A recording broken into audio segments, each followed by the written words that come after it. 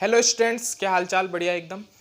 तो एक बार फिर से आ गए हैं आपके लिए एक इम्पॉर्टेंट लेक्चर लेके, जिसमें हम डिस्कस कर रहे थे ऑपरेशन ऑफ सेट्स के बारे में, और उसमें हमने यूनियन ऑफ सेट के बारे में डिस्कस कर लिया था।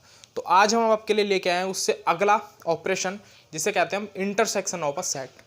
तो अगर आपने अभी तक मेरी वाली वीडियो नहीं देखी है यूनियन ऑफ सेट के बारे में, तो उसका लिंक मैं आपको डिस्क्रिप्शन में दे दूंगा, आप वहाँ से जाके उसे देख सकते हैं। तो चलिए शुरू करते हैं आज का लेक्चर, जिसमें हम पढ़ने वाले हैं इंटरसेक्शन ऑफ अ सेट। बच्चों, यूनियन जब हमने पढ़ा था तो मैंने बताया था कि कोई भी दो सेट ऐसे हों जिनको हम आपस में जोड़ें, लेकिन एलिमेंट रिपीट नहीं करना चाहिए। जोड़ने का मतलब ये नहीं कि 2+3=5 करना है। हर एक एलिमेंट अपने आप में अलग अलग है, उन सबको एक साथ कंबाइन फॉर्म में एक सेट के रूप में लिख देना ही यूनियन हो जाता है। ठीक है ना। अब यहाँ इंटरसेक्शन की बात हो रही है। इंटरसेक्शन में हम क्या करेंगे बच्चों, दो सेट हमें दिए होंगे, उनमें से जो कॉमन एलिमेंट होंगे उनको निकाल के एक अलग सेट हम उनका बना देंगे। जो भी दोनों सेट में कॉमन एलिमेंट होंगे उनको उठा के एक अनदर सेट हम उसका क्रिएट करेंगे। तो वो जो सेट अनदर सेट जो बनेगा उसे हम कह देंगे ए इंटरसेक्शन बी। ठीक है। तो चलिए डेफिनेशन से समझते हैं, फिर कुछ इसकी प्रॉपर्टीज समझेंगे और फिर लेक्चर को फिनिश करेंगे। देखें, हमारे पास हमने लास्ट टाइम पढ़ा था कि भाई कोई भी हमने सेट ले लिया, let A and B any two set, the intersection of A and B is the set of all those element which belong to both A and B. या तो वो ए में बिलोंग करे, नहीं वो दोनों ही उसमें क्या था कि या तो ए में बिलोंग करे या फिर बी में बिलोंग करे। किस में बिलोंग करे तो वो यूनियन में आ जाता था, वो पार्ट होता था यूनियन का, यानी वो यूनियन ऑफ सेट का पार्ट होता ही था। लेकिन यहाँ पे कंडीशन क्या दे दी कि भाई जो दो एलिमेंट होंगे, हम जो सेट हम बनाएंगे इंटरसेक्शन का मतलब जो उसमें जो एलिमेंट आएंगे वो क्या होंगे, वो ए में भी बिलोंग करने चाहिए और बी में भी बिलोंग करनी चाहिए। अगर वो दोनों में बिलोंग कर रहे हैं तो उस एलिमेंट को हम ले सकते हैं। ऐसा नहीं है कि ए में तो बिलोंग कर रहा है लेकिन बी में डज नॉट बिलोंग है, तो हम इंटरसेक्शन का केस नहीं बना सकते। ठीक है। तो जैसे मान लो कोई भी सेट हम ले लें, हमने कोई भी सेट ले लिया, ए सेट हमने लिया, ए बी सी और डी, ये हमने कोई सेट ए लिया। थोड़ा और ले लें इसको, इसमें हम ले लें डी ई। ठीक है ना, ये हमारे पास सेट ए हो गया।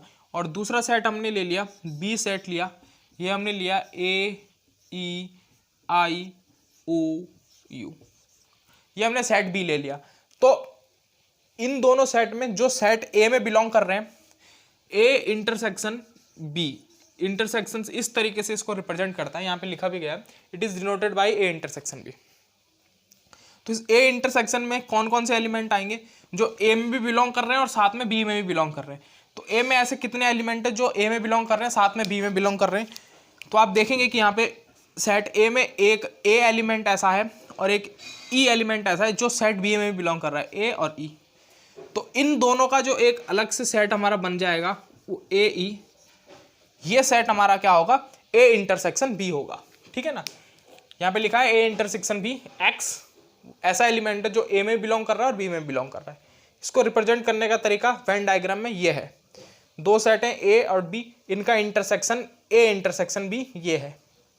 ठीक, ये यूनिवर्सल सेट का कलेक्शन है। कुछ प्रॉपर्टीज है, सेम प्रॉपर्टीज हमने अपने यूनियन वाले में भी केस में पढ़ी थी और इसमें भी हम पढ़ेंगे। A intersection B is equal to B intersection A, ये हमेशा कम्यूट करते हैं। ठीक है ना, इंटरसेक्शन कम्यूटेटिव प्रॉपर्टी होल्ड करता है। तो अगर हम देखें ए इंटरसेक्शन बी कर दिया हमने यहाँ पे, और अगर हम इसको बी इंटरसेक्शन ए भी करें तो भी वो वही आने वाला है। ठीक है ना, तो भी वही आएंगे। बी इंटरसेक्शन ए का मतलब पहले बी के एलिमेंट देखेंगे कॉमन, तो बी में एलिमेंट ए ई है और इसमें भी ए ई है, तो साथ में वही सेट हमारे पास आ जाएगा। ठीक है, तो ये हो गया हमारे पास commutative. A intersection B intersection C is equal to A intersection B intersection C. ठीक है, तो ये भी आपको ध्यान रखना है, ये एसोसिएट भी करता है। अब एसोसिएट के लिए एक एग्जांपल हमने ये ले लिया, एक एग्जांपल हमने ये ले लिया सेट। एक हम तीसरा सेट अगर लें, तीसरा सेट कुछ इस तरीके से हमें लेना होगा।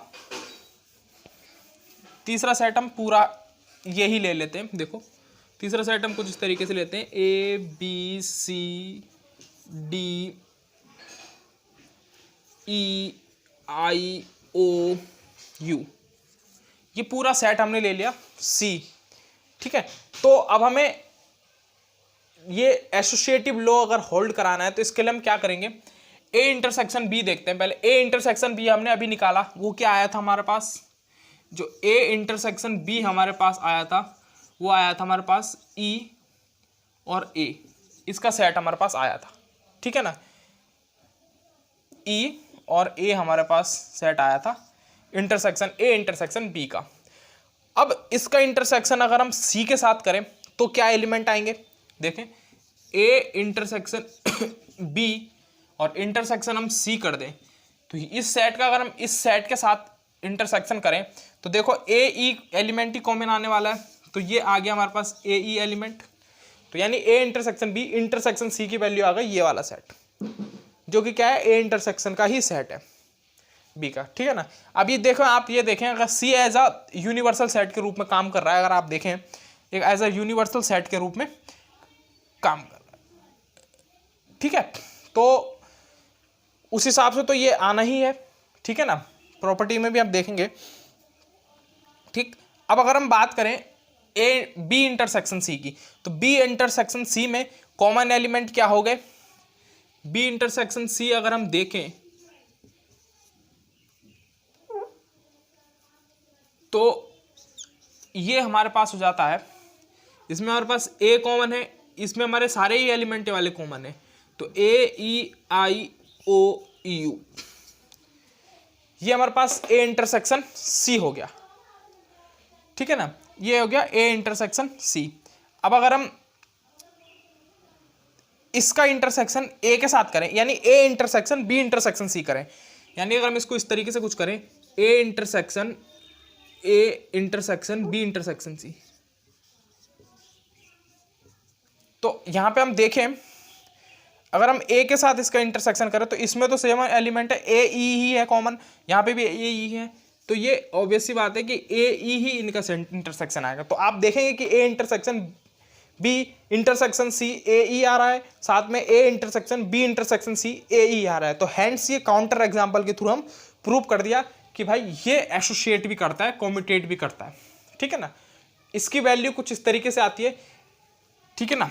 आप देखेंगे कि ए इंटरसेक्शन बी इंटरसेक्शन, इन तीनों का जो इंटरसेक्शन है ये कॉमन पार्ट हमारे पास ये वाला हो जाता है, जो ग्रीन शेडेड पोर्शन है ये इसका कॉमन पार्ट हो जाता है, ठीक है ना। तो आपको ये भी ध्यान रखना है कि ये किस तरीके से एसोसिएट करते हैं। एग्जाम में आप काउंटर एग्जाम्पल के थ्रू भी प्रूव कर सकते हैं, और सिंपल हम जनरल फॉर्मेट में भी इसको सॉल्व कर सकते हैं, ठीक है। अच्छा, अब हम आगे बढ़ते हैं। आगे हमारे पास क्या है, ये आइडेंटिटी का है, फाई का इंटरसेक्शन या फाई का यूनियन किसी के साथ भी करें, phi as a identity element काम करता है। मैं आपको लिंक दे दूंगा डिस्क्रिप्शन में, आप वहां से देख सकते हैं। यूनियन में मैंने बताया है कि आइडेंटिटी एलिमेंट किस तरीके से वर्क करता है, ठीक है ना। जैसे प्लस के केस में आइडेंटिटी एलिमेंट 0 होता है। आइडेंटिटी का मतलब क्या है कि उसके साथ कोई भी एलिमेंट ऑपरेट करे तो वो एज इट इज वही एलिमेंट वहां पे दे दे, ठीक है ना। जैसे हम 0 के साथ अगर कोई भी एलिमेंट हम ऐड करें, कोई भी नंबर जोड़ें तो वो वही एज इट इज आ जाता है। वैसे ही अगर हम 1 के साथ कोई भी एलिमेंट मल्टीप्लाई करें तो वही एलिमेंट आ जाता है। तो मल्टीप्लिकेशन के केस में 1 आइडेंटिटी एलिमेंट है और एडिशन के केस में 0 आइडेंटिटी एलिमेंट है। आइडेंटिटी फॉर प्लस और 1 आइडेंटिटी फॉर मल्टीप्लिकेशन, ठीक है ना। ये आपको ध्यान रखनी बात है। तो आइडेंटिटी यहाँ पे, और सेट के केस में phi is the identity element for every set, ठीक है ना। फाई का जिसके साथ भी ऑपरेशन करेंगे वही सेट निकल के आ जाएगा, ठीक। ये डिस्ट्रीब्यूटिव लॉ है, इसको भी आप सेम एग्जांपल लेके काउंटर एग्जांपल से प्रूव कर सकते हैं। क्या है, A intersection B union C is equal to A intersection B union B A intersection C. ये कुछ इस तरीके से है कि भाई 2 डॉट ए प्लस बी अगर हम करें तो इसको हम क्या कर सकते हैं, एक बार 2 की मल्टीप्लाई ए के साथ, फिर प्लस एक बार 2 की मल्टीप्लाई बी के साथ। तो ये कुछ इस तरीके से डिस्ट्रीब्यूट हो रहा है, यानी एक प्रकार से ऑपरेशन को डिस्ट्रीब्यूट कर देना। ये डिस्ट्रीब्यूटिव लॉ है हमारे पास, ठीक है ना। तो ये अभी आप इसको भी आप काउंटर एग्जांपल के थ्रू प्रूव कर सकते हैं।